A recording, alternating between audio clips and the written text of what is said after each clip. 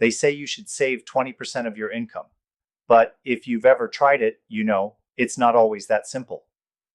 In this video, I'll show you how to actually make it work, even if you don't earn a lot, even if you've got debt, even if you've never been consistent with saving before. This isn't about skipping lattes or punishing yourself. This is about building a system that works with your lifestyle, not against it. You've probably heard this advice before: save 20% of your income. It sounds simple, but for most people, it feels impossible. Rent is high, groceries keep going up, life happens, and after the bills, there's barely anything left. But here's the truth: saving 20% isn't about discipline, it's about structure. And once you understand the system that makes it doable, even enjoyable, you'll never go back. In this episode, I'll show you how to start saving 20% consistently, even if you've never saved a cent before. Chapter 1: Why 20% is the magic number. So why 20%? What makes it so special? It's the sweet spot between today and tomorrow. It allows you to live well now, without sacrificing your future. Think of it like this: if you save 20% of your income consistently over time, you can build a 6-month emergency fund in just over 2 years. You can retire early, you'll have options, not just obligations. Even if your income is small now, the habit matters more than the amount. Because once saving becomes automatic, you can scale it later, without friction. The 20% rule isn't a law, it's a goalpost, something to aim for, not stress about.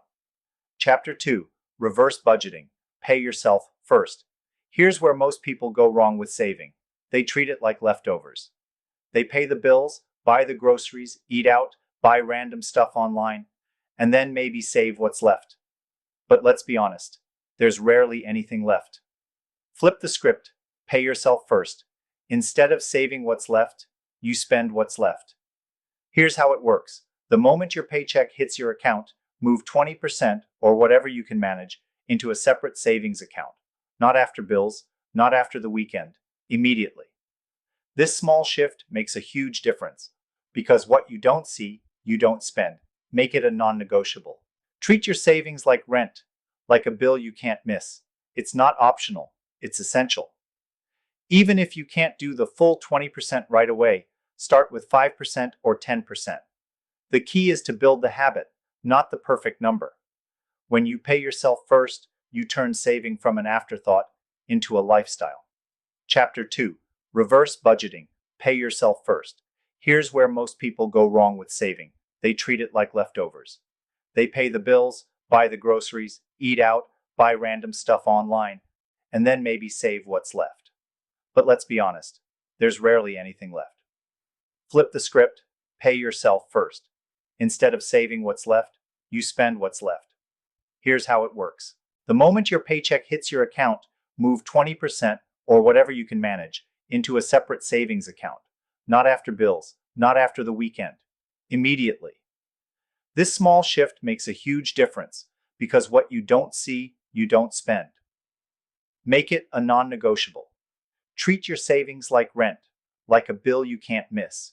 It's not optional, it's essential. Even if you can't do the full 20% right away, start with 5% or 10%. The key is to build the habit, not the perfect number. When you pay yourself first, you turn saving from an afterthought into a lifestyle. Chapter 3: The 3 places to stash your savings. Now that you're paying yourself first, where should that money go? Not all savings are created equal. Different goals need different parking spots. 1. Emergency fund, short-term safety net. This is your financial airbag for car repairs, medical bills, surprise expenses. Keep 3 to 6 months of living expenses. Use a high-yield savings account. Easy to access, but not too easy. Don't keep it in your daily spending account.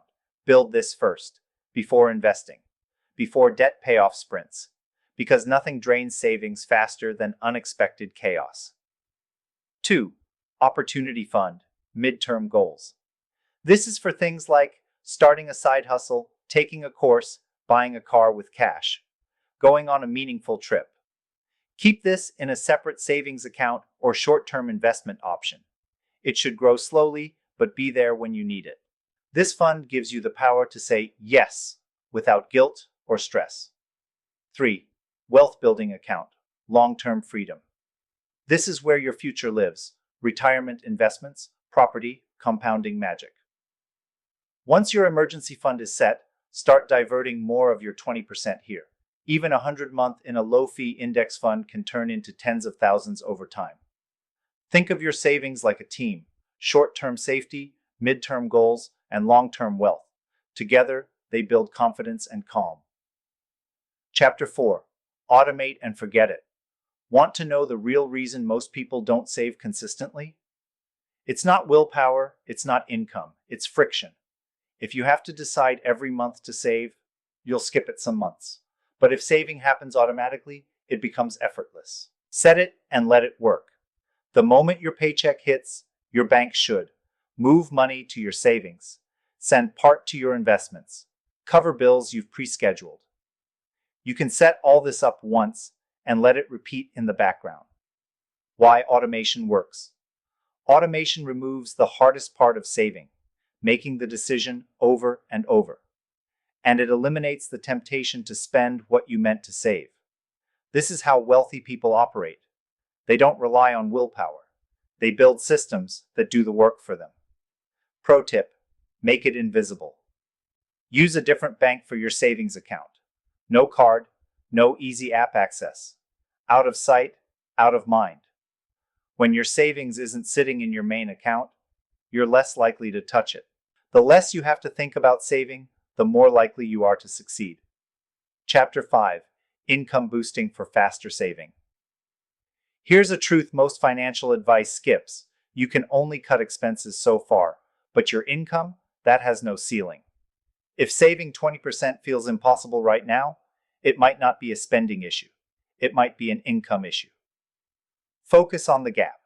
The gap between what you earn and what you spend is where savings happen.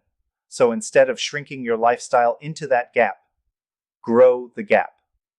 Fast ways to boost your income. Freelance, something you're already good at: writing, editing, tutoring, design. Sell unused items. Most homes are full of cash in disguise. Offer weekend help: dog walking, babysitting, food delivery, part-time gigs. Ask for a raise. If you've added value, it's fair to revisit your compensation. Start a digital side hustle, affiliate marketing, content creation, online coaching. Even an extra $200 to $300 a month can make a huge difference to your savings rate. Use bonuses and raises wisely. Here's a powerful trick. Whenever your income increases, don't increase your lifestyle. At least not right away. Put the extra toward savings or investments first. You won't miss it if you never get used to spending it. You don't need to make six figures to save seriously. You just need to earn a little more than you spend and direct that extra with purpose. Chapter 6. The spending audit that changes everything.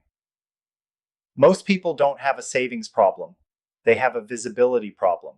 If you don't know where your money's going, you can't direct it. It just disappears. The simple audit that can change your finances. Go back over the past 30 days. Look at every expense, big or small. Sort each into 3 categories: essential, rent, food, transport, utilities; useful but optional, subscriptions, apps, memberships; impulse or unnecessary, late night orders, quick buys, emotional splurges. Most people are shocked by how much is in category 3. The 80-20 rule of spending. Often, 80% of your money stress comes from just 20% of your spending habits. Find those high-impact leaks. Cancel one unused subscription, that's 15 a month. Skip one Uber Eats per week, that's 160 a month. You don't need to cut everything, just the stuff that isn't aligned with your goals. Track to feel empowered, not guilty. This isn't about shame, it's about clarity. When you see where your money goes, you take back control. You stop wondering, where did it all go? And start deciding where it should go. A spending audit is a mirror, and from that reflection, you can build something better. Chapter 7. Make saving emotional, not just logical. Most of us know we should save, but knowing isn't enough. We need to feel it. Why? Because humans don't make decisions based on logic. We're driven by emotion, by meaning, safety, status, love, fear, freedom. So if saving feels dry or abstract, it'll never stick. Give your savings a story. Don't just say, I'm saving 20%. Say, I'm building freedom from this 9 to 5 grind. I'm saving so I can take a guilt-free trip every year. I'm preparing for a family, a home, a better life. Attach your savings to something that lights you up. Visualize the outcome. Close your eyes and imagine your emergency fund at $5,000, your investment account compounding quietly, your future self smiling because you had the foresight to start now. This emotional connection gives you momentum. Celebrate milestones. Don't wait until you've saved $100K to feel proud. Celebrate your first $100, your first $1,000. Create mini wins. When saving feels like progress, not punishment, you'll stick with it. Saving is more than a financial move. It's a mindset shift, a declaration I care about future me. Final chapter. Save with purpose, not pressure. Let's be real. Saving 20% isn't always easy, but it is possible. And more importantly, it's powerful. Because saving isn't just about money. It's about having options. It's about sleeping better at night. It's about living with fewer regrets, more freedom, and real peace of mind. Start where you are. Can't hit 20% right away? That's okay. Start with 2%. Build the habit. Build the confidence. Let it grow. Because consistent small steps are better than occasional big ones. Quick recap. How to make it happen. Pay yourself first. Split your savings into short, mid, and long-term goals. Automate everything. Boost income where you can audit spending with honesty. Make saving emotional, not just mathematical. Saving 20% is not about perfection. It's about progress and alignment. You don't save just for the numbers. You save to buy back your time, your options, and your life. Call to action. Health Wealth Investor.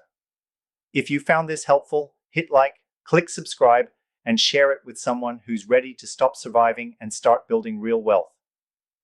Here at Health Wealth Investor, we believe wealth isn't just what's in your bank account, it's what you believe you deserve.